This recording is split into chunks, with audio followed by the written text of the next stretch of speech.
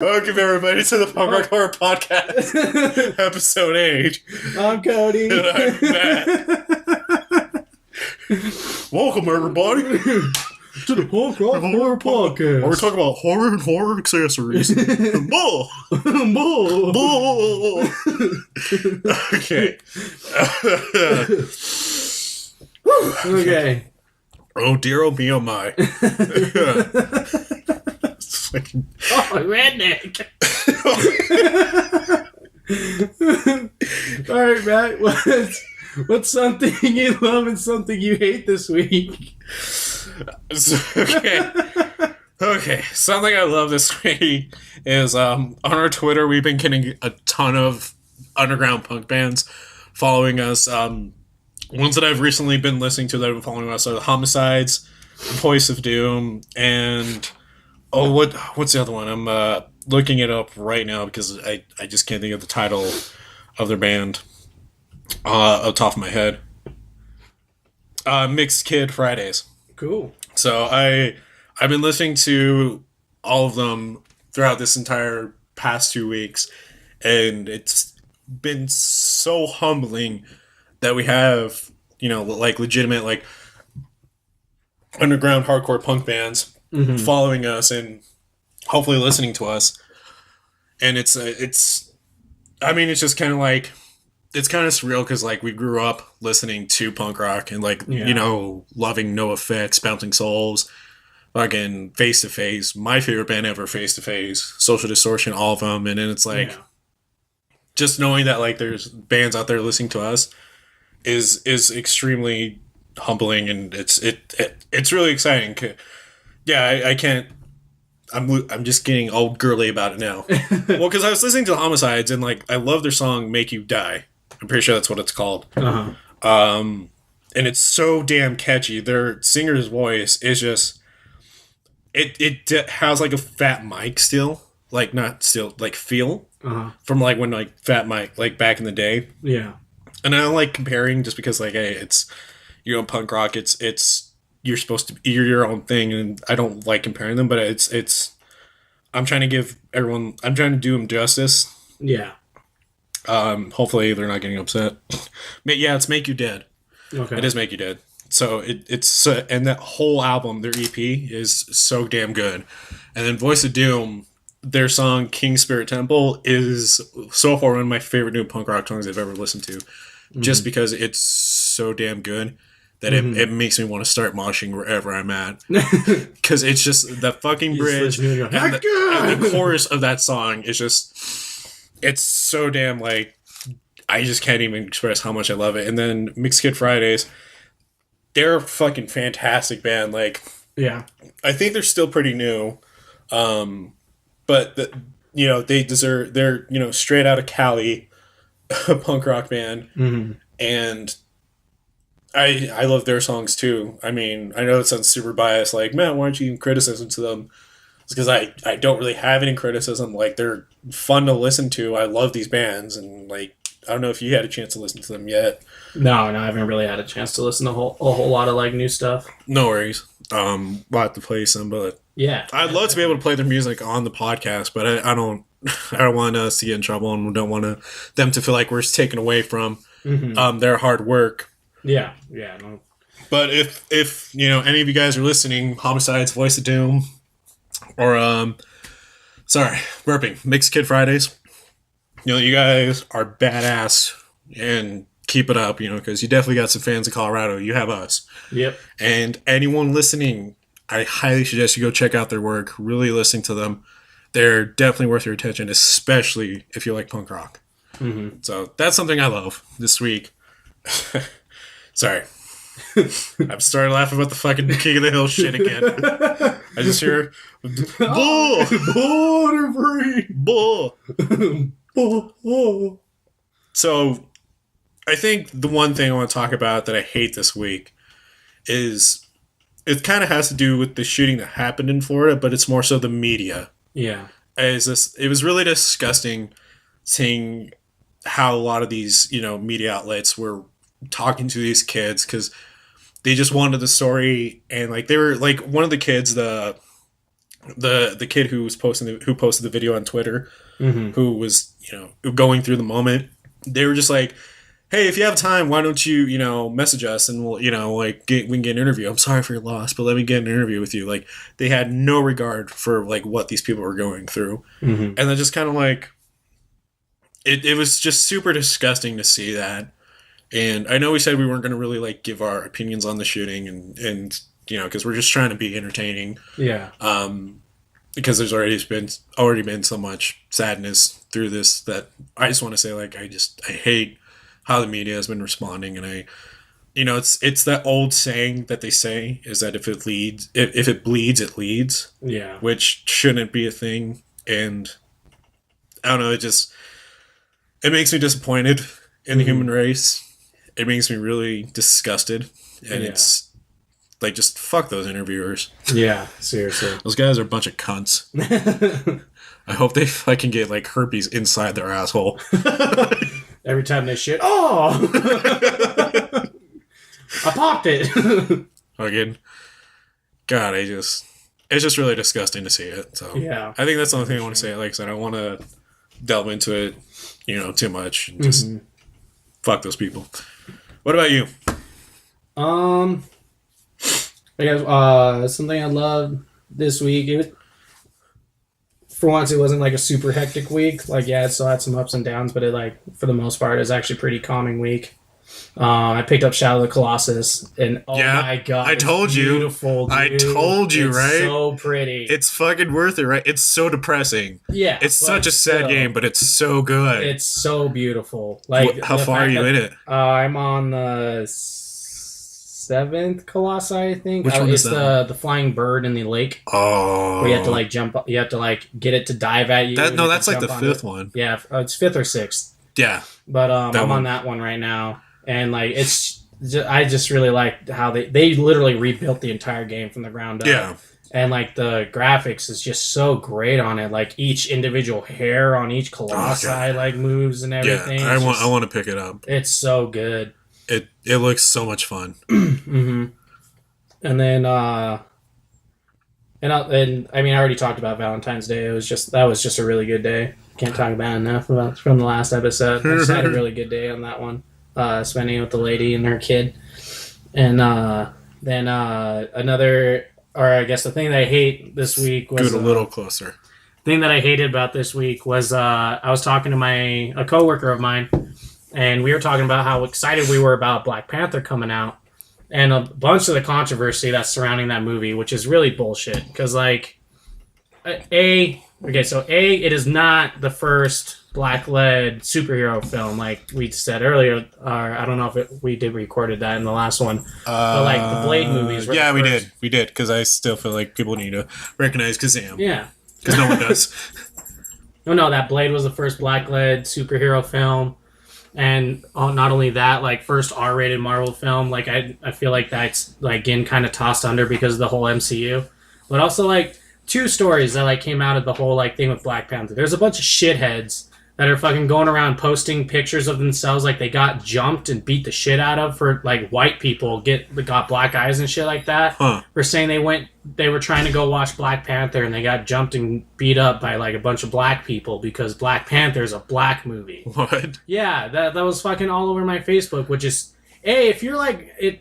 If any of those are true, like, you people are fucking pieces of shit for, like, beating people up for wanting to go see a superhero movie. Which, by the way, you should probably beat yourselves up because Black Panther was created by 2 white guys. Yeah. If we're going to make it that kind of thing. Yeah, but also, like, not just that, but, like, also the people posting the fake ones. You're pieces of shits, too, for, like... trying to start seriously, fights. Trying to start shit? Like, fuck, man, it's a superhero film. They're supposed to inspire people to come together.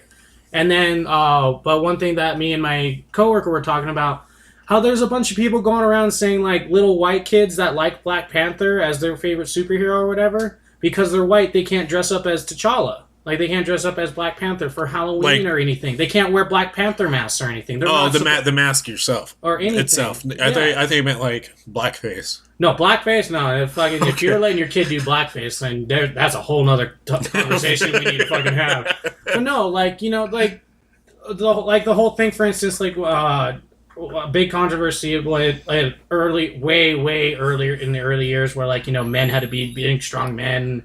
Yeah. Little boys couldn't like princess movies where like a little boy wanted to dress as like fucking Snow White or something because, you know, that's a movie he grew up with and he liked the Snow White story.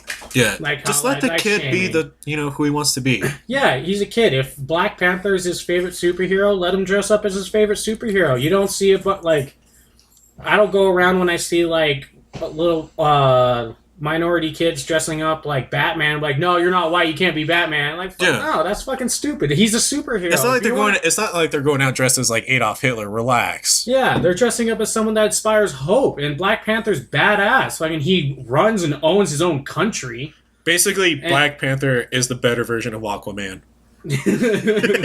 Honestly, and it's just he's badass. Everybody should like Black Panther. Like, he's dope. Yeah, he's a good character. Mm-hmm. He's fucking badass in the comics. He's actually beaten Captain America in a hand-to-hand fight. Mm-hmm. He's proven in Death Battle that he beat Batman. So fuck you, Batman lovers. I love Batman, but fuck you guys. Black Panther would own him. Batman would win in everything. No, he wouldn't. Black Panther, even if he had time to plan an attack against Black Panther is a good enough strategist where he can kick the shit out of him. Batman has nothing on adamantium. Or vibranium. Vibranium fucking armor. Also, Spider-Man killed Batman, so that says a lot. Spider-Man did that too. So, yeah. Man. Anyways, but like, I just think that's stupid. It's like, it goes back to the whole, like, fucking, take a chill pill, man. Like, fuck, it's a superhero. Let kids, like, look up to their heroes. Yeah. Doesn't matter what race or gender does that mean I can't like Thor because I'm not Norwegian? Apparently. It's something like that. Or like, I can't like Luke Cage because, you know, I'm white. And honestly, except Luke Cage is still in my top 3 of the fucking best Marvel films or shows on Netflix. I like that show so much, like just because like I listened to a lot of that music when I was a kid too. Oh yeah, like I touched on like fucking BB King. It touched on all kinds of old swing music and stuff like that. Oh yeah, all the like. See, I loved Iron Fist. Yeah, I loved Iron Fist, and now everyone's gonna stop listening because you loved Iron Fist. If you're the stupid fat bitch who hates Iron Fist because of the corporate stuff in it, you are a fucking idiot. Because here's the thing, and if you liked Green Arrow, even more so, you're a fucking idiot. Because it's literally Green Arrow. I feel like you're taking a jab at Harrison because that was his big because this has been everybody's fucking thing. Everybody's like, oh, it was too slow. There wasn't enough kung fu. Why was he white? First of all, he's white in the fucking comics. He was never fucking Asian. He was never Himalayan or anything. He was always fucking white. Yeah. Second of all, it's just like fucking Oliver fucking Queen. Dear God. And the other thing that like everybody's like big like stick up their butt about Iron Man is like, oh, it's another white man saving the Asian kingdom or whatever. It's like, no, it wasn't. It was the opposite. It was like the Asian culture fucking saving his life. And fucking he comes back home, like, and you're like upset they have to go through a bunch of corporate shit for him to get back his like fucking family name. What were you expecting? Was just some random dude showing up? They're like, yeah, I'm actually the son of Rand Industries. Well, okay, I guess we'll just have to believe you. Series end. Like, what were you fucking hoping for? Like, there was enough action in it. It was fun to watch, and if you can't get into it, that is your own fucking problem. God. And the music in there is fucking great because that show got me into Run the Jewels. Oh, I love Run the Jewels so much. He's so good. You know what? Fuck it. That's what I hate. That is what I hate this week. Is everybody's fucking criticism towards Iron Fist because they're looking at it on the surface and not really looking into it. Because everybody's like, oh, well, he doesn't deal with PTSD, or oh, he doesn't deal with depression. Why does he have to deal with a fucking mental issue? Why can't he just be enjoyable? Why can't it just be fun to watch? Why does he have to? We got to accept fucking Green Arrow and CW's quality of shit, but we can't. But we have to raise the standards for fucking Iron Fist? Fuck you! I like Green Arrow. I do. But you know what Iron Fist did better than Green Arrow? Cut down the flashbacks. Holy shit. Yeah, Green Arrow's fucking seasons. Flashbacks. 5 seasons of I was over it after season 2. Like, the shit got really annoying. Jesus. No, I agree. Especially because, like, in the comics, like, he never did all that fucking shit. No. all like most of that. And so I was like, you could have done without the flashback. He didn't even have a fucking sister. Nope. Well, they had to throw. I don't think CW is going to touch on the drug use. No, not the drug use. AIDS. Yeah, because Thea Queen is based off of the prostitute girl that he takes under his wing. It just makes me so angry. Yeah, it makes me so angry. But yeah, no, that's my biggest thing. I was like, man, if I don't care about your race, your gender, or whatever you qualify yourself as. If you have a favorite superhero, you should be able to dress up as your favorite superhero, especially if you're a kid, man. Like especially because little kids don't know the difference between most of that stuff. Like they're just like, oh my god, it's a badass superhero as a giant panther. Like I want to be like that. That is fucking awesome. He because like one of the cool things about Black Panther is that what is it? He it's like it's a thing where you can like walk without seeing, where you're putting your feet. Like if you're going upstairs. Oh yeah, like the muscle memory type. Yeah, thing. like I don't know what exactly. He has natural muscle memory. Like he's like the fourth smartest person in the world in the comics, and he's arguably the richest. He owns his own fucking country. Yeah, like he runs it. He's married to Storm. Yeah, he marries Storm and everything. Like he's a badass superhero, and everyone has every right to fucking look up to him. Like he's a great person too. Like he's such a humanitarian even in the comics. Yeah, no, straight up. And he does the one thing and arguably does one thing better than even Captain America. He stands up for his people. Yeah. Like and it doesn't matter. I mean, he even threatened to divorce, or he even goes through divorcing Storm because she doesn't want to fight her friends, but and he divorces her in the X-Men versus Avengers. Yeah, that was a good one. Because he was like, your friends are trying to kill and destroy my people. If you're supporting that, I don't want anything. I love you. Like you're my world, but these are my people. These are the ones who I'm sworn to protect and look over. He's being a king. Yep. And he's like, and if you're not going to side with me on this, then I can't be with you. And it's like, that's fucking one thing that even like Captain America doesn't do when he's running S.H.I.E.L.D. or like, he's supposed to be the symbol of hope for America and stuff like that. Like, he tries his damnedest to like try and support like his people and be a good role model for his people, but like he even lets his like internal feelings get in the way at times. Yeah. And like, and I'm the biggest Cap fan in our friend group, but like even Black Panther does that better. So like, oh yeah, I think people just need to fucking calm down about all that stuff. Like, he's badass. No, let any and everyone fucking look up to someone like that. So I just want to apologize for my rant. I don't know where that came from. Seriously, I thought you got it out of you the other night when we talked about it, but I guess not. I guess not. It just fucking came out of nowhere. People need to accept it's the best Marvel show ever. It is not. Punisher is. Yeah, you're right. It's not. Punisher's not as good as Iron Fist. I agree. Get out. No. Stay in. No. I agree. No. I agree. Fucking Punisher is hands down the best. It's the second best. You're completely right. No. Iron Fist number one. Iron Fist. I am right. No, you're not. Iron Fist had plenty of flaws. I loved Iron Fist. I don't know why you try to yell at me about it. It's just not as good as Punisher. It's because I'm just so angry. It's just the whole "why is he white and not Asian" comment really just blew my fucking mind. That one's a little ridiculous. Especially because he looks just like Danny Rand from the fucking comics. Like, that was the thing about each character also. Like, how they look in the comics is basically how they look on the show.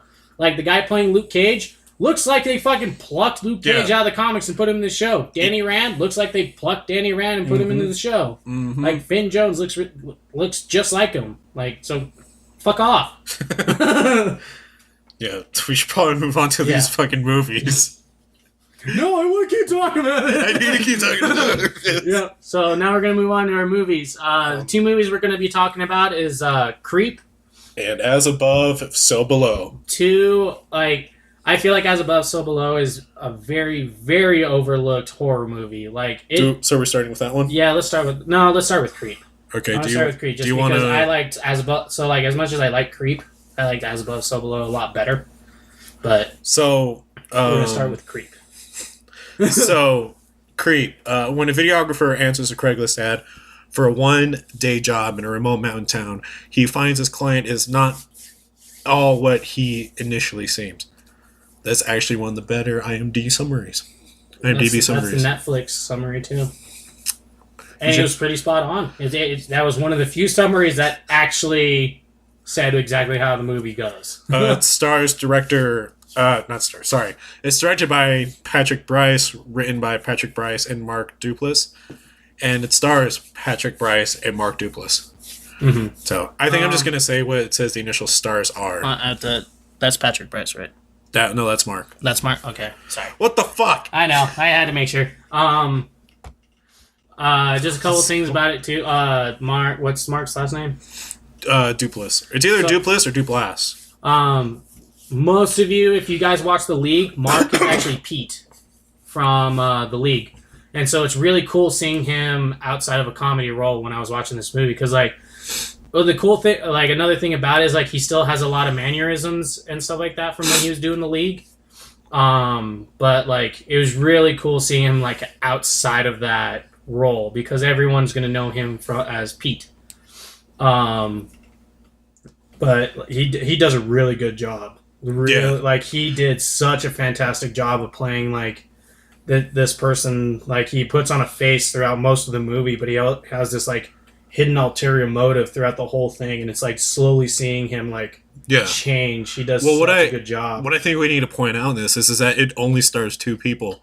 This entire movie. Yeah, the entire movie, you only see these two people. You hear a woman's voice at one point over the phone, but you never really figure out who she is in relation to him. Says she does mention that he's her brother. Because at one point in the movie, he calls her his wife. And then she, it's when you start, notice, it's at the point in the movie where you really start noticing there's something wrong with his character. Yeah. With Mark's character, Joseph, that's his name in the movie. Yeah, and, one thing I want to say for the found footage is that how we made in the last episode the comment of how most people don't like found footage because you can't make a connection with who's holding the camera. Mm-hmm. You actually get to see who's holding the camera. He's the other star, which is Patrick Bryce. Yeah, and a cool thing that I liked about the movie is that, so most found footages, they never turn the camera to themselves and stuff like that. You never see that. He does. At certain points in the movie when, I don't know if, any, out of our listeners, when you're, making a small little film with your phone or something like that, when you're out and about, usually, you'll film what you're seeing, and then you'll turn or flip the camera to, make it look at you, and you'll kind of make a face or whisper a comment or mouth a comment. He does that in the movie, and it's really cool. So it makes him really relatable. Well, and the thing is that this movie is written around being a found footage film because he's a videographer. Yeah. Because with Joseph's story is that he wants to make a legacy for his supposed kids. Yeah. He is firstborn that he's apparently never going to meet. Because, the whole a mini spoiler, but it's said in the first couple minutes of the movie is that he's dying. And that he's not going to live long enough for his son to be born. And so that's why he's doing the videographer. And they make the whole movie around the point of having a videographer. Mm-hmm. So that, because a lot of people are just well, again, another thing that hurts found footage films is, what's the point of having the camera there? Mm-hmm. If it's at risk. Well, this is the reason why. Yeah, and they do a really good job with that. And so... one thing that I really liked about the movie also is I kind of caught this in the end, mostly because it was a situation that I've been in, and it's a lot of times I've seen my friends in these situations and people close to me and that I know, is that it kind of touches on I read it as I got out of it abusive relationships and how the good person in the relationship who's being abused still trusts or goes back to this person. Yeah. Because the guy Joseph, Mark's character. Yeah, Joseph manipulates. He manipulates the character Aaron. That's the other guy's. What's his name? Patrick Bryce. That's Patrick's character in it. He manipulates him throughout the whole movie. And so, because... Go ahead, sorry. And it's he does, little jump scares. It scares him and stuff like that. So he acts like a little kid at times, and he just keeps scaring him. In a sense that you can feel that's those times in relationships where the abuser scares the shit out of the other and then person. He'll just be I'm sorry for how I did that. I shouldn't have done that to you. Yeah, and you want some whiskey? And he also makes excuses for it. At one point he does it because you're things are getting too serious. I thought we needed a little laugh, and so that's why he scared him. And then like he'll take him to like this really, or they'll do one really nice thing. Like in the movie, they go for a hike and they find this like really pretty spot where there's like a rock formation that has a heart. Yeah. And so like they have this really nice moment, and then he turns, and then like later on in the movie he scares him again, or he tells him like a really fucked up thing that happened to him in the past, to where it's like, oh, this is why you're like this. Like he kind of opens up like, this is why I'm like this. Like Yeah.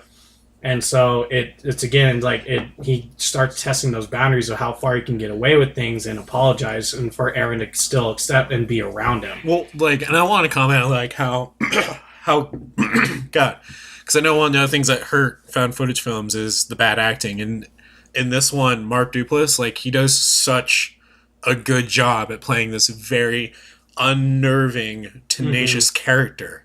Yeah. Because it's, I mean, you don't know what he's going to do next. You know he's lying. You know he's making up everything just to have some guy around. And it's so unnerving because you don't know what he's going to do. And that scene in the movie where he's standing at the front door to not let Patrick's character out. Oh, yeah, just wearing the wolf mask. Yeah. And it's such a cheesy looking mask, but it's so cool to look at. He stands there in such a way that is so unnerving. Yeah. Like, to where that scene could have been easily just comical, just not funny. Or I mean, it would have been funny, not scary. Mm-hmm. And he does it so well because his aneurysms throughout the movie. Yeah, he sells it so well. He does it so well that you forget that he's acting. Yeah, and then also just like the voice acting from the character Aaron. Yeah. How he's like, you can feel it in yourself and hear the fear in his voice. The desperation. Like, you're gonna let me out? Like I want to leave. Yeah. And he doesn't even, and Mark's not even like talking. He just like shakes his head and all this stuff, and like it's so good. Like it does a really good job, because like when I first watched the movie, it took a little bit for me to get into it, but like once I started realizing like it's an act.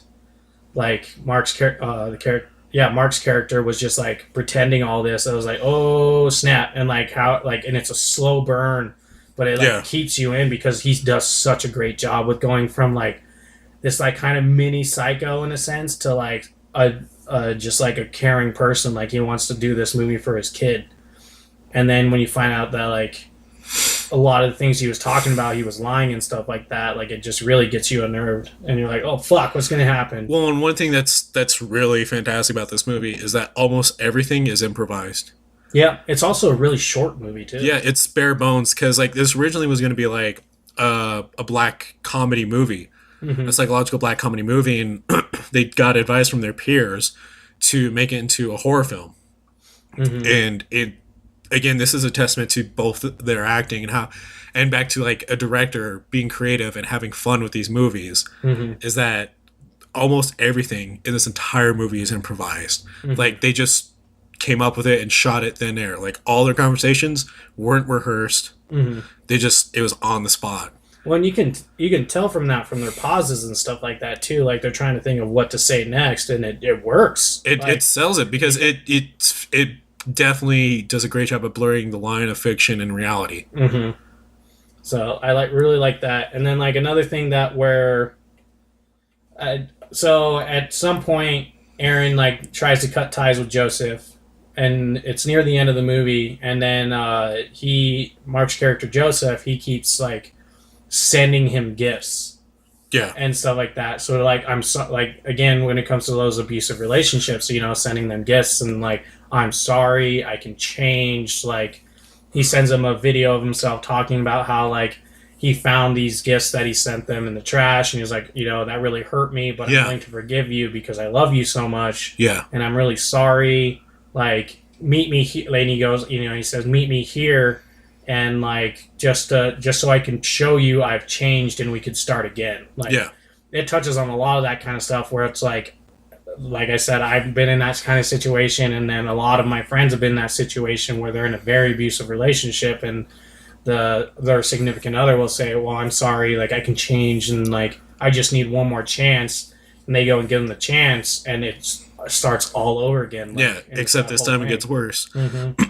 I don't think we need to talk about the ending. No, you need to see the ending of this movie, because the ending. So this movie definitely has a weird kind of slow start to it at the beginning, but the ending of this movie wraps it up so perfectly that it works for the movie, and it's worth the investment. It's worth the time. And again, it's not a long movie. No, it's just a little over an hour. Like, it's a really short movie. Yeah, and it's completely worth it because the movie feels a lot longer than what it actually is, but the ending is the ending is kind of like a typical ending, but for how they do it in this movie, it feels very fresh. And the storyline in general for a found footage film, this one is very unique. Yeah. And I'm not gonna say it, but also near the ending, I lost my shit. Like, I laughed so hard at that part where he scares himself. How does he scare himself? So, like, you know, it's, there's a little. I'm gonna try not to give any spoilers, but so, like, you see the last of Aaron's camera. Yeah. Of how their last meeting together, and then it shows Joseph talking to his camera. Oh, and he's recording it, but he was talking to Aaron through his camera, and then he looks back at the camera, and he himself scares himself by jumping from the camera, screaming, and then it shows Joseph, he's like, ah! He scares himself, and it's just really fucking. I wonder if funny. that was actually an improvised moment as well. I can see that because I don't think he remembers doing it because it shows him do it and it scares himself. It's so fucking funny. And then, like, the last 2 minutes, like, oh, it's so good. It's just, the ending makes it all worth it. Like, for the most part, the movie is good, but, like almost any found footage film, like, the first, like, 5, 10, like, 15, 20 minutes is a little hard because, like, they have to, like, put all this, like, character development. But this is one of the few movies, especially because, A, you could tell it was on a very low budget. Oh, yeah. Very, very low budget. Oh, yeah.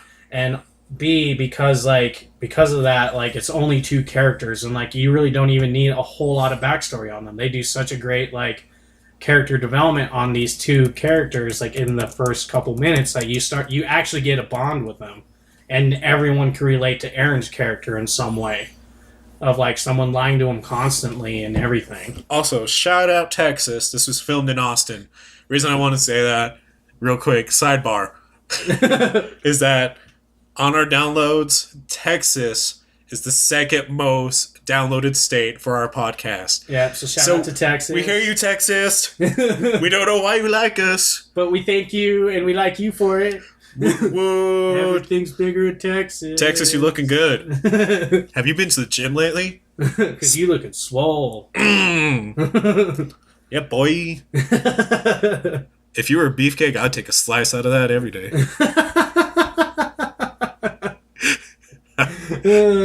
Stop. see, it's not sexist and creepy when we talk about men, but when we talk about women, it's an entirely different ballpark. Oh my god. Let's not get into that. I'm kidding. Yeah, and then fall behind is California. Come on, California. Yeah. Pick it up. Seriously. Get your shit together. Do you like us looking like this in front of you? Do we just... Is this our relationship from now on? Do we disappoint you? Is that what it is? They're probably going to come and be like, yes. Yes, you do. Yeah. No, I can't. I highly recommend watching Creep. It's on Netflix. There's Creep 2. I haven't watched that. Yeah, I heard that. It's going to be... And there's going to be a third one. It's in development right now. Oh, nice. Is it still with Mark? Yeah. Oh, cool. All right, cool. Hopefully, because, like, I don't know if it's gonna be as good, but hopefully it is. I heard Creep 2 was really good. I have to watch it too. Okay, cool. I feel like I can't tell if, like, we've really gotten into this movie really well. Well, it's hard without. I think spoilers. One thing we do need to address though is the pacing of this movie. Yeah, so the pacing's really good. Because in found footage films, you're expecting a high paced kind of movie. Yeah, like a 0 from 100 at one point. This one is very slow. Yeah, but not to, like, a bore, but it's kind of a maybe slow burn because it continually gets more unnerving throughout the entire film. You get more uncomfortable and you get more tense the entire time. 100% a psychological movie because like we said, like, you know, for most found footages, you're seeing it through the eyes of one character. And you're seeing it through Aaron's eyes, and, like, you feel just as unnerved throughout the whole thing as he does, and nervous, and, like, wondering what's going to happen next. Like, because there's one. So in the beginning of the movie, he sees an axe in the out in a stump in front of the house that he's meeting Mark's character at, Joseph. And Joseph straight up asked him one time before, he goes, "So when you saw that axe in front of my house, did you think I was going to kill you?" And you know, that's like a kind of a weird question to ask someone. And Aaron was like, honestly, like, how'd you know? Until we actually started talking and I met you, I was like, yeah, I kind of thought, you know, it was a cabin out in the middle of nowhere, like.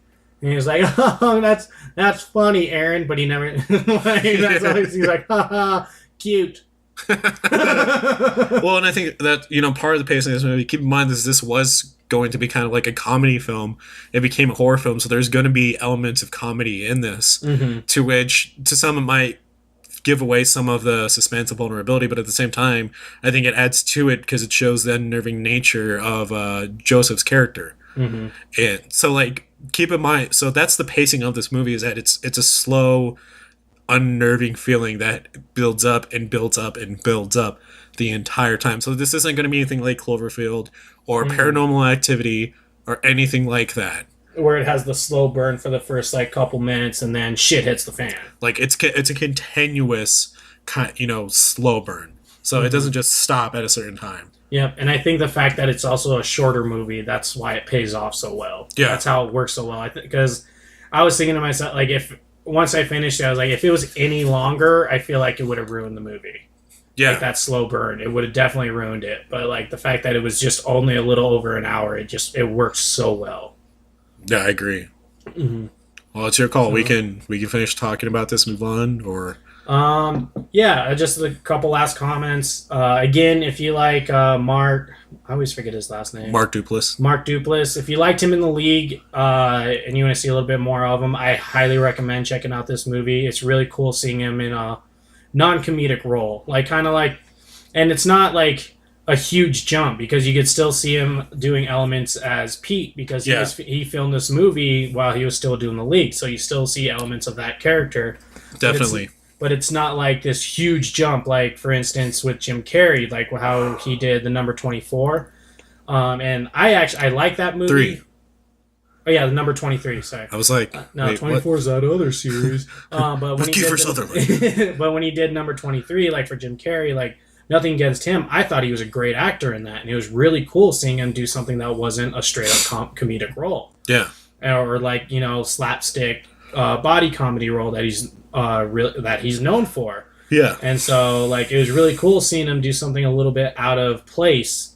But I feel like he just, it's hard for people to see him outside that role. But when it comes to, like, someone like Mark Duplass and from Pete to Creep, like, it's really done really well. It really shows how much of a good actor he actually is. So I highly recommend it. If you like The League, it's definitely going to be a huge change in oh my god, I can't even think of the word right now.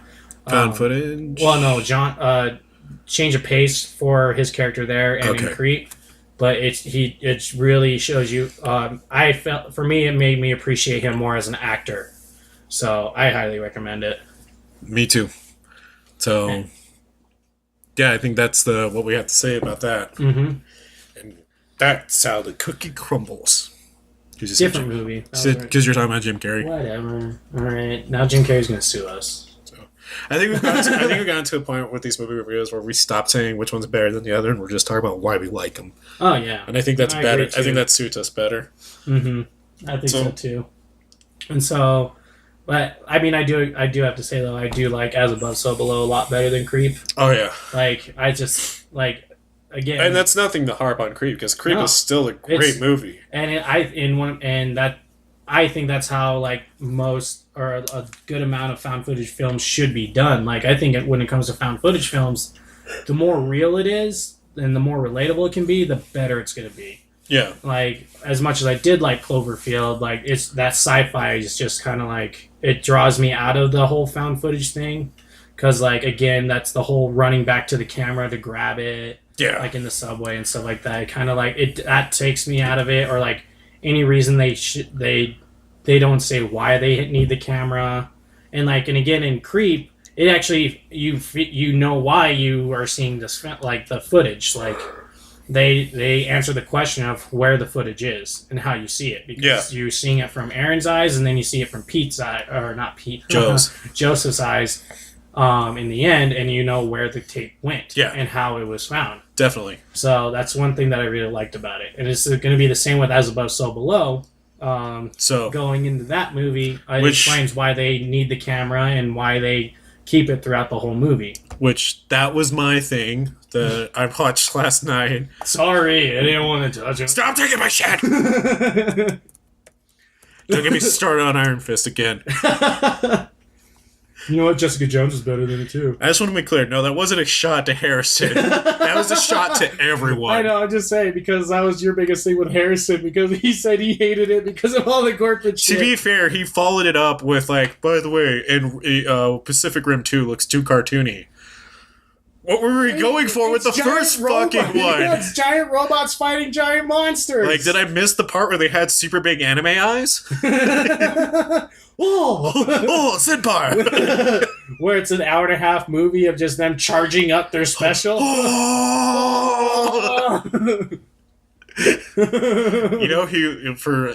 one of the things he wanted to talk about for that we hate, he's like, you should talk shit about flat earthers. I'm just like, no. And he's like, why? And I'm like, because they gotta do something that pisses us off. That's the whole point about talking about something. Like, that's not the point. Like, we could talk about Nazis every single, like, fucking episode. Yeah, seriously, fuck you guys. God damn, you alt-right bullshit. But, like, within the week, they gotta do something that makes us angry. Yeah, they just have wrong arguments. Sorry, though. Okay, so this is the No, you gotta save it for next time. No, I'm sorry. They saw this video of I gotta talk about the movie. Too late. You started it. You brought up flat earthers, and so my whole thing is I watched this video of this guy arguing with a girl about why the Earth is flat, and this girl goes, "Well, no, the Earth is round. There's scientific proof, and then there's fucking pictures from satellites showing the circumference of the Earth and stuff like that, and taking pictures of the Earth showing that it rotates and blah blah blah." And he's like, "Well, can you see the satellites?" She's like, "Well, no, because they're way out in space." He's like, "If you look up, can you see the satellites?" "No, they're up in space." "So you're just going to believe that they're there?" "Yes." You see footage of satellites going shot up if you look for it. And it's like the same argument of, like, how can you believe the wind is there if you can't see it? Well, no, then like, that was his whole thing. I had to stop after that because I was like, well, can you see China? No? Then it must not exist now, doesn't it? Because there's only millions and millions of footage of it. And I was like... Can you see your home if you're at a friend's place? No. Then it doesn't exist. Yeah, I was just like, that's just... that argument is what, like... Just shut the fuck up with that one. Okay, you can't argue with that thing. You know, I thought we actually weren't going to talk about it. That's. I'm done. I just wanted to talk about that one argument. Harrison's just going to be like, "There they did it! Yay! I'm part of the podcast." Why is he friends with us? I don't know why anyone. We're having a guys' night after this. I don't know why anyone wants to hang out with us. So that's my only thing that I really want to touch on with flat earthers is, like, you can't argue if you can't see satellites up in the sky that it can't be there. Well, you know what? You probably believe in God and you can't see him. Whoa. Sorry. I know that's a touchy subject for some people. I'm sorry. Whoa. Sorry. Leave the spaghetti monster in the sky alone. All right. Okay. Sorry. If you believe in God, good for you. That's all I'm saying. Yeah, sorry, the sitter was contacting me. So, As Above, So Below. Yes, a very, very overlooked horror movie. So, As Above, So Below. The summary is when a team of explorers ventures into the catacombs that lie beneath the streets of Paris, they uncover the dark secret that lies within the city of the dead. Another good summary from IMDb. Mm-hmm. We're getting better ones now. It's directed by It's directed by John Eric Dowdle. Dowdle. I think it's Dowdle. It's Dowdle. Or is it Doodle? Doodle. No. Written by John Eric Dowdle and also Drew Dowdle. Dowdle. It stars Perdita Weeks, Ben Feldman, Edwin Hodge, and Francois Civil. Francois. When I was saying that to myself last night, I was like, Francos? Francois? Oh, wait, it has the little accent. It's Francois. So I was going to be like... so cultured. I was going to be like, Francos. Francos is Francois? Sorry. And so we picked this movie because this was a movie that came out in theaters that deserved way more attention than it had gotten. Going into the pros about this movie real quick, which now thinking about, we didn't really go to the cons of like Creep. But it's too short. No, that's perfect length. So the reasons I love this movie is that it made sense for Scarlett to have this camera, to be a found footage film, because it was about transcribing this ancient text so they could find the Philosopher's Stone. Shout out to all you Full Metal Alchemist fans who know what I'm talking about here. Yeah. But which the Philosopher's Stone is an ancient artifact said to be used by alchemists to like make any to destroy the laws of physics and gravity and as we know it. Basically, like you could turn water to gold. You could bring people back from the dead. You can have eternal life, stuff like that. Yeah. Which gives it this really unique story for the whole film. Yeah, and like a cool thing about it is like each character also has like a backstory with each other, and like they touch on it, but just like they don't go super into it, but they touch on it just enough to where you understand where their bonds come from. Well, in the catacombs, what also real quick I want to say is that this was actually filmed in the actual catacombs underneath Paris, which is really fucking badass. Yeah, and also that's a really, really unique place for a film. Like you think there'd be more movies based in the catacombs or around the catacombs of Paris. Like right? It literally writes itself for a horror movie. It's an entire catacomb built up of like dead bodies. Yeah. Like, why isn't there more things about this or like in that context? Like. Well, and it actually, there was a lot of good amount of like history into it, and does it justice, which is great. But like the catacombs, like it said, like if you're thinking of you're going to see a ghost, then you're going to see a ghost down there. Like it plays tricks on your mind, and in the movie, it takes advantage of the character's guilt that's holding them down. So like it messes with Scarlett's mind because of her father took his life, and then. Ben Feldman's character George, who something happened between him and his little baby brother when they were kids. Which I won't give away. That's a big thing, like because that's a huge key point in a part of the film is what happened with his baby brother. Well, I want to talk about George real quick because I like George because he's a smart guy who doesn't rely on brawn. He's not trying to be this big, tough, macho dude. Let me protect the pretty girl with the red hair. You know, he's the smart guy who's literally saying at the beginning, like, don't do this. You don't want to go in the catacombs. Oh my God, you went to, I think it was Iraq or Israel when they were getting rid of the cavern and blew it up. Yeah. What is wrong with you? Like, he knows how to describe ancient America. And I mean, and she knows, and I'm going to get on to her in a second. That sounded bad. I'm going to go talk about her in a second. But I like George because he's a smart guy, and it's kind of a role reversal between the two of them. Because usually in this type of movie, you would see the female being kind of stereotyped, like, oh, you shouldn't do this. You're going to get hurt. I love you. What if you don't come back? Yeah. Where it's now she's the reckless one. She's the one that wants to go and risk her life to find this thing. And he's trying to be like, I don't want you to go. I don't want you to lose your life. I care about you more than I'm wanting to show. Yeah. And that's what I really liked about it. And it shows that there's a place in horror movies for smart guys to come up and rise up to the occasion. Yeah. Which meant a lot to me. And with her, I think she's actually a pretty strong female role because she wasn't afraid to get down and like dirty. She wasn't afraid to get hurt. She knew how to speak two forgotten languages. And I think she knew how to speak Sumerian too. Yeah, and it wasn't... Well, that is a forgotten language, but French. Sorry. Yeah, she knew how to speak like all these languages. She was smart and she was educated. And she's a college professor in the movie of archaeology. Yep, and she also didn't do like that whole like when shit hit the fan in the movie. She didn't go like, oh my God, no, I'm just a helpless little girl. She was like, we need to get the fuck out of here. Yeah, like sorry, go ahead. I was saying like that was really cool to see from her. And also, like, there is, like, one character who's, like, supposed to be, like, the big, strong guy or whatever, but, like, there wasn't reliance on him. Yeah. Like, they're like, you need to protect us. I wouldn't even say he's a big, strong guy. He's just experienced with going through the catacombs, which is Francois's character. Yeah. Papillion? I think it is, or Pepilin. I don't know how to pronounce it. Pepto-Bismol. Yeah. No, but she's not afraid, and she knows Krav Maga, which explains this next part that I love about this movie. So before I get to it, what I want to point out about what makes this found footage movie great and different from the others, aside from the unique storyline, is that, and it's such a simple thing, head cams. Yeah. They have them with head cams. So it gets rid of the reliance of carrying around a camera with your hands. Yeah.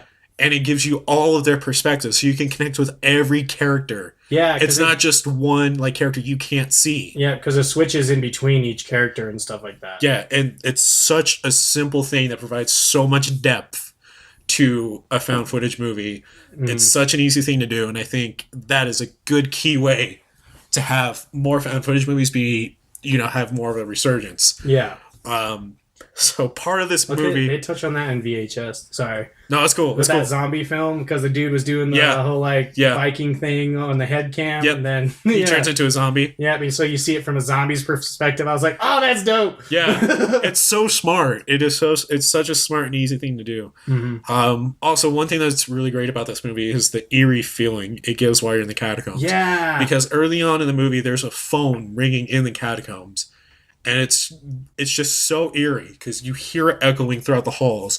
The characters can't find it, and it's when they do, it's this old dusty dial, what is it? Yeah, dial phone, rotodial phone, and it's just such a simple, scary thing to provide uneasiness. And then, and even once they start going into the catacombs where they're not supposed to be, because, they had to break off from the tour group, or they had to sneak in late at night and then go into, the restricted area. That's how they get to the catacombs. No, they went in during the day. Oh, that's right. The chanting. There's no real music in the movie. It's all these, cult chants. And, they walk past that cult that's doing their chants, and that one guy, describes, a bunch of cults, come down here, and they do, blood sacrifices and stuff like that. They're like, what? He's like, yeah, don't make eye contact. Just walk by. Just keep walking. And then that one dude turns around and sees the chick that they saw at the club in that cult. And that's one con of this movie, in my opinion, is that they saw the cult down there, but they didn't take that as an omen. Well, it's because the French dude that they use as their guide, to help them through the catacombs and stuff like that. Still, I know, but I'm just saying he warned him in the beginning, from the get go. He's like, that the deeper we get, the more that it's evil. Because they get to that one section in the beginning where he's like, we don't go through that hole, and they're like, well, we have to. That's the way to the place where we need to go. And he's like, no, we don't go through there. Because of all the evil and chanting. That's actually the thing that irritated the shit out of me, is that Scarlett was arguing with him the whole time, and I'm like, why won't you listen to common sense? This dude knows where he's going. I get you have a map, and I get that, and I get she's sure she was going, but this dude's like, no, you will literally get crushed to death. Well, the thing was that he would, because when they got to that part, he was like, this is the end of where we go. Yeah, that was his thing. He was like, this is it, and we're done. We need to go now. And Scarlett Scarlett had to go, no, we need to go through that hole because we have to get deeper to find the stone. That's why she kept arguing with him, because even though he knew that what goes on down there, he didn't know what goes on deeper, because he only got to that point because that's as far as he would go. Yeah. Because not only was it restricted and stuff like that, that's where he was that's when stuff can crush or whatever. Yeah, because of the structures and that sound. So that as annoying as it was her arguing with him, that's where I was like, I understand, because that's where you need to go for the movie to progress, and also for them to find the stone. Right. My gripe was with his character. If I was him and I was with a group and they were like, yeah, we're gonna go into that hole anyways. If I was him, I was like, I'm out. Then fuck you guys. I don't care. You paid me my money already, so I'm out. Because he wanted the treasure. Yeah, but I wouldn't have done. I still would have nah. I'd like to try and live. Yeah. I got cults you. We just passed and he wasn't paid. They didn't pay him. They said you can have half the treasure once we find it. Oh, that's right. Okay. So that's the thing. But I want to finish up these pros. So I was like, another thing that I like is that they do begin to get smart about surviving once they're in a dire situation, i.e. conserving lights. And that's something that's common sense. But we've all seen so many horror movies where they're supposed to do things that make sense to survive, but they don't. Yeah. And the fact that they're smart enough to do that, it's just nice to see. Mm-hmm. It was nice because it's a smart horror movie. Yeah, that's what I like about it. It doesn't play into all the tropes, like even though I had a few here and there, but like for the most part, it doesn't. It's like it breaks those boundaries, which is really cool. Well, and then later on in the movie, they find a dead Templar guy. It's not really anything spoiler. It's just they find his grave because that's what near the stone. So here's the thing: is that when they first find him, he's completely put together, but he's dead. And then once they go to the above, or it's the below. Yeah, the below. Once they go to the below, for a second it shows the Templar guy again, and you can see that he's decayed. Which is a sign to where they have gone. Yeah. And so I didn't see that the first time I saw it, but when I saw it the second time, I was like, oh shit, he's actually decayed now. Well, like the cool thing about that is that they actually had a person lying there as the dead Templar. And like the entire time you're like waiting for him to like open his eyes or some shit, and you're like, oh, and nothing happens. You're like, huh. Well, shit, I need to go change real fast anyway. And another thing is that, so like this is kind of no, it's not too big a spoiler. So George's character gets attacked by a wall demon. That's just what we're calling them because we don't. Yeah, that's when when they finally get into the below, that's when like demons and stuff coming out. Because like the whole metaphor was that they're going through hell. Yeah, like that's the whole metaphor of going. That's why they have to face their own personal demons, their personal sins. Is that they're going through a section of hell and stuff like that? Because that's the deeper in the catacombs you go, is the closer to hell. Like one of the sayings they say in the beginning of the movie is the deeper in the catacombs you go, the closer to hell you are. Yeah. So that's why the demons start popping up. And so like, what happened was that George's character's neck gets bitten by gets like ripped out by one of the wall demons. And so they run away. She's like, here, keep this pressure on. Why isn't because at this point she has a philosopher's stone, and it's she has healing capabilities with it. The stone does, and she's like, why isn't it healing him? She's like, I know how I need to fix this. I need to go put the stone back. Yep, she remembers the rhyme for it. So when she's running back, two things happen that I love about this. So first, as she's running back, she doesn't pick up the camera that was dropped earlier. Because usually in movies like this, they stop to pick up the camera. She just runs right past the camera, doesn't even bother with it. So she doesn't put her own life at risk just to pick up a camera. So as she's running, though, a wall demon pops up, and I love this so much. Fucking lineman Scarlet comes up, takes her hand, is boom, right into the fucking demon's face, just knocks his shit on the ground. He's just like, I'm gonna get you, not today, Satan! Just like, fucks him up, goes, puts the stone back where she found it, runs all the way back, and I'm pretty positive it's still the same demon. This time, she picks up the camera running back, which I was going to get mad about, because I was like, why did you pick up the camera if you have a head cam? Yeah. She picks up the camera, sees the same demon, and just fucking decks him in the face with the camera. I'm just like, running this in my head of like, what is this demon going through? He's just like, oh, that 1,000-year nap was just something to really, oh god, I'm good, stretch. Oh, look, breakfast. Oh, breakfast, I'm gonna get you. Oh, you fucking bitch. Yeah. And then he finally gets back up, he's like, okay. I hear all right, okay, I'm gonna get her this time. Okay, this time. What is that? Oh god, my fucking face again. Did you just hit me with a fucking camera? I've been asleep for 1,000 fucking years, and I wake up to this skinny bitch just fucking wrecking my shit with the fucking camera. What is going on? I'm going back to bed. I'm going back to the wall. I'm done. It's so damn funny. It relieves the tension. Yeah. Because it's like you finally... Because you see all these movies where it's like they're running from the thing that's trying to kill them, and none of them try to like really hit it. And she just fucking full-on contact. Doesn't even care if it's going to bite her. Just like slams him in the face. He just lays his ass out. Just fucking... That she needed to be on the Broncos this last season. Then we could have actually gone to the Super Bowl.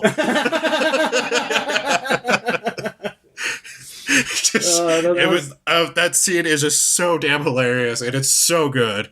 Yeah, I like that kind of took me out of the movie for a second, but I was just like, shit. Like, she fucked him up. But like, when you think about it, when you're in like a literal like fight or flight scenario, you're gonna fight. Like, if you have no way to do it. She wrecked that demon's shit. Yeah, it's like everything. It's fucking made of stone. I mean, it's probably a corpse, but either way, yeah, no, she's just like, fuck you, Skank.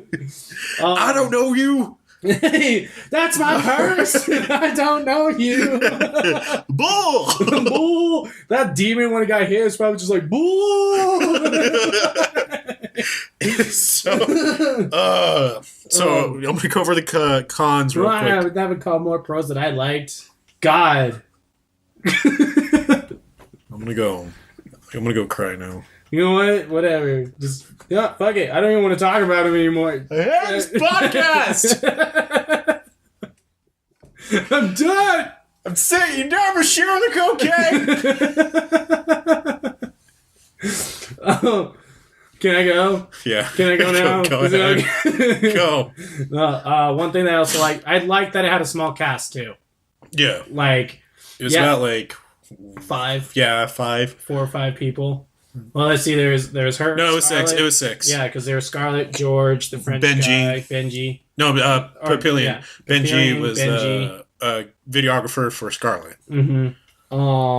And then Papillion's 2 friends. Oh yeah, that's right. And like the other thing that I thought they did really good with this movie, they didn't have to use a lot of death either, like to get the point across the entire movie. Like, I think only like 1 or 2 of them died, maybe. No, 3. 3? I don't remember the third one. I don't know. But anyways, like I won't give it away, but it just yeah, that was Benji. And then fire. And that was Pepe. Oh yeah, that's right. Okay, yeah, I forgot about that one. Nobody knows what we're talking about, but we're trying not to give anything away. I'm just making weird sound effects. Anyways, like, and they didn't have to use a whole lot of death, and there wasn't a whole lot of CGI either. Like, the biggest thing was the fire part, where there was a lot of like CGI into it. No, there was because of the wall demons when they first came out, and then there was also a scene with the black. I don't know if it was like a black priest or whatever, but he was sitting in the chair. Mm-hmm. And then he rose, and there was mist around him. Yeah, no, I got that. Like but there was like that was 3 scenes. That was it. Like with the CGI, really. No, I'm pretty sure there was another one. I don't know. No. I don't know if where he's George is seeing his little brother. That wasn't CGI. What about the hands? The bloody hands? I don't think those were CGI. Okay. But anyway, like they did little with it. Yeah, that's what I'm saying. No, I get what you're saying. They did little with it, like, and it went a long way with the little that they used for it. Yeah, and the thing that I also liked about it, there wasn't music except for the chanting. Yeah, like that was it. It was just the chanting that really had the music. And it gave an even more ominous feel to it. Yeah, and it made you it made you just like. It's also I want to say in the beginning of the movie when they're in the church, I think it's in Rome. Oh yeah, when they're trying to find George, is absolutely beautiful. That was such a good idea. It was foreshadowing too. It was just really a real breathtaking scene. Wait, how's it foreshadowing? Because they were high above in the heavens. Got it. Took a second. Because they're in the church. I'm there now. Should we move on to the cons then? Yeah, now we can move on. So, I guess. Some things that really annoyed me about this movie is that Scarlett and George are really bad at apologizing and bringing conversations up when they shouldn't. So, like, after the beginning, like, they, like, initially, like, fall through... I forget if they, like, fall through a tunnel or something crashes around them. Fucking, like... Scarlett starts talking to George. She's like, I'm really sorry that I left you in Turkey. He's like, it's cool. It's fine. No, I'm really sorry. You know what? You shouldn't have done that to you. It's fine. George, why aren't you this? We are in a fucking catacomb right now. I don't know where we... Like, yeah, he's like, and you could like even feel the disdain from him. He's like, is this really the time you will talk about this? And then later on, near the end, when they have to like jump down a tunnel that they might die in, yeah, George is like, I just want you to know, Scarlett, that I love you. And they're being chased by cultists. And he's like, I love you. And Turkey was the best day of my entire life. And she's just like, is this really the time? Is this the fucking time that you really want to be? We need to jump. We are gonna die, motherfucker. And then another thing is that so in the beginning, before they go into the catacombs, like Papillion tells them like what to expect. He's like, oh yeah, there's rats, there's fucking bugs, there's animals down there sometimes, so just you know what to expect. So they have to start crawling through, and like Benji's like, wait, there's rats in this, like, not this cavern, this crawl space? And he's like, yeah, he fucking told you. Like, what were you expecting, dude? Like, there's way more things you need to worry about than rats down here. Like, and he's just like, there's rats? Like, he fucking told you. You filmed it. Made me really angry. And then also, there's a point, I don't know if it was officially said, but like, if Benji is claustrophobic, why bring him as a camera operator? Because there's a point where he starts freaking out because he's in a tight space. Mm-hmm. Like, if you know that you're going to go to the catacombs, which generally don't sound like a very spacious thing, why would you bring someone who's claustrophobic or prone to it? Like, I don't know. That's the same thing with the Descent. Either way, though, like... Well, I know what I'm saying, but I think it's... I don't know. I agree. I don't think like they definitely should have had a different thing. Like they should have given Benji's like character a different like phobia. Well, and I hated what they did with this character because I feel like they put him in the stereotypical comic relief black guy role because there's like point like, oh no, Benji tripped and fell. Oh no, the ropes don't work for Benji.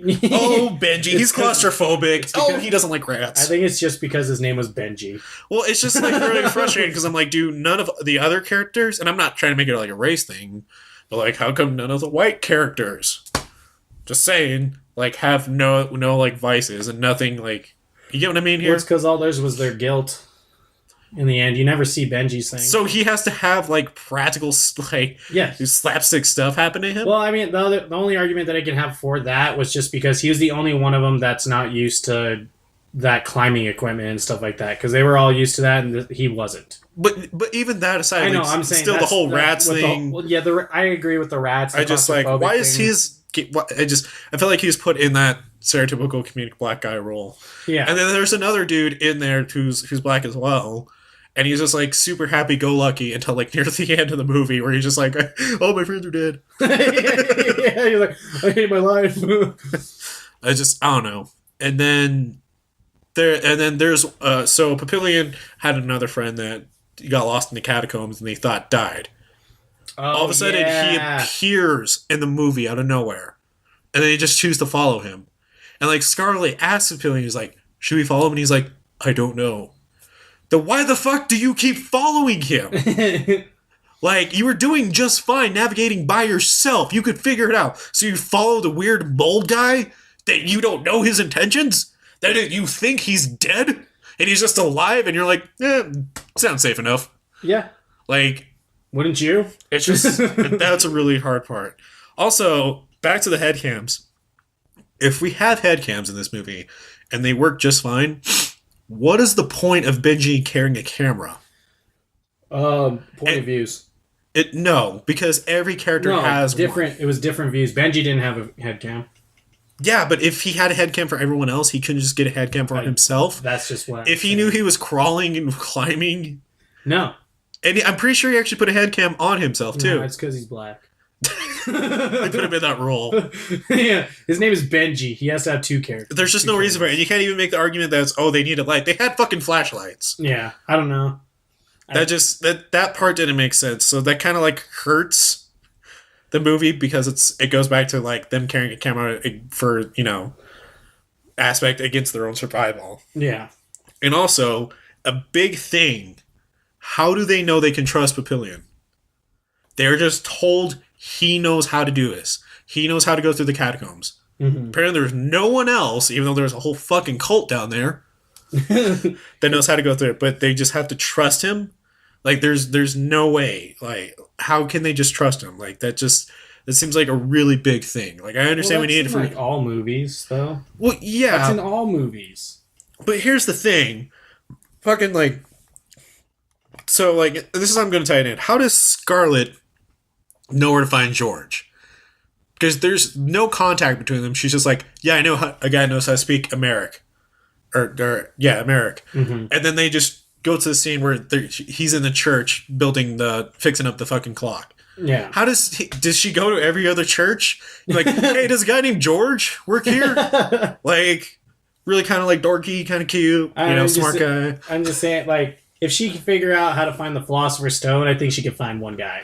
Then why can't she find a guy that she knows the background of who knows the catacombs? Because they're all dead. Why does that have to be Papillion? That's all I'm saying. Like, they could have done more with Papillion. Also, there's a point in this movie that really frustrates me. So when the catacombs start doing tricks on them, they see Papillion's like his graffiti tag on one of the walls, and he's like, "I never put that there." And they're like, "How is this here? You said you've never been down here." And he's like, "No, I've never been to these parts. I don't know how that's there." And I'm like, "Is he the only guy in fucking Paris named Papillion? Like, does no one else have it? How do you know it's not another dude? Because it's not even the same tag. Because they don't know his backstory. They just have to trust it. And so I'm just like, is he the only guy in all of fucking Paris? Like, did he just like make a law and be like, I could be the only Papillion? It is only me. Only me. If you have a child named Papillion, he's dead now. He is now named Francois. You can now either change his name to something else, or he can die. You choose. Yep. So, and that's mostly cons. And two what the fuck moments, or just the one what the fuck moment, is in the beginning she has a friend named Maurice in Israel who like tells her, he's like, if they ever find out you are here, they will surely kill you. And she films him, his entire face, telling that. And I'm like, well, if they find the footage, Maurice is fucked. Yeah, right. Because he assisted her in helping find the rose stone. Yeah. So and now he's on camera. Yeah, so it's like, saying that they'll kill you. Sorry, Maurice. Yeah. Say goodbye to you and your family. Do we want to talk about the spoilers? Just who survives? Okay. So, lastly, the end of this movie was actually really good. The visual. It hurt my head so much at the end. Just because, like, they're going down, but they're coming up. As above, so below. I know. So below, saying, as above. Like, but because they were already upside down. No, I know, but it was really weird because, like, the camera work was so good because it was filming down. Oh, it was a really unique way to film it. Yeah, and then, like, they were, like, going down, but it meant they were coming up. And then, like, the whole, like, camera, like, flip-flopping, like, coming out, and then, like, them coming out of the manhole.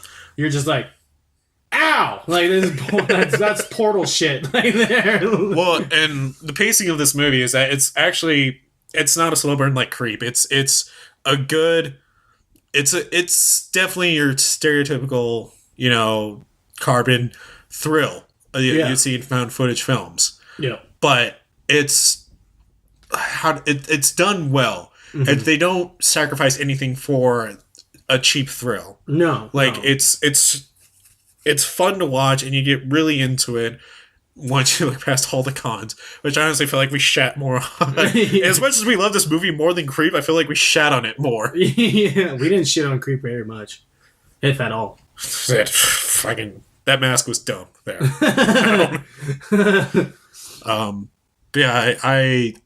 We think that movies like As Above, So Below, and Creep are a great way to do found footage films. Yeah. Because it made sense for why they had the camera. Because As Above, So Below, it's because she's a professor. She's doing it to find and translate the Philosopher's Stone, which is a huge archaeological find. And she was making a documentary about it and everything. She wanted to document everything. Yeah.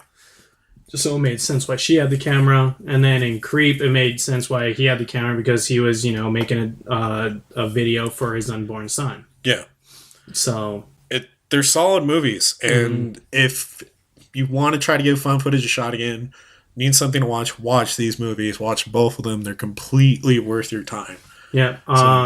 Again, a couple other recommendations for like found footage films. Grave Encounters is a great one. VHS, if you haven't seen it yet. Yeah, all of them. I can't say anything about the third one. I will say avoid 3. I saw 3. Yeah. It was pretty hard to get into. Okay. The first Paranormal Activity, it was like huge and everything, but it's still a really good I say 1 through 3. After that, just don't even worry about it. Yeah, like I said, I couldn't get into 2. I had my reasons.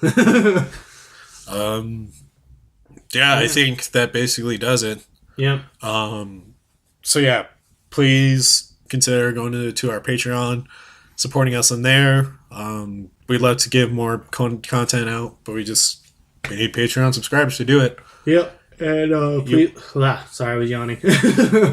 And then also look for us on Facebook, Instagram, Twitter at punkrockhorrorpodcast. Mm-hmm. On Twitter, we're Punk Horror Podcast because we didn't have enough room for rock. Mm-hmm. And Instagram is Punk Rock Horror Podcast. Email us your creepy stories or movies you want us to go over at punkrockhorrorpodcast@gmail.com. Yeah, please email us your stories. We'd love to have more stories from our listeners. We need something for next Monday's episode. Yeah, because so we're gonna just start talking about our own personal stories again, and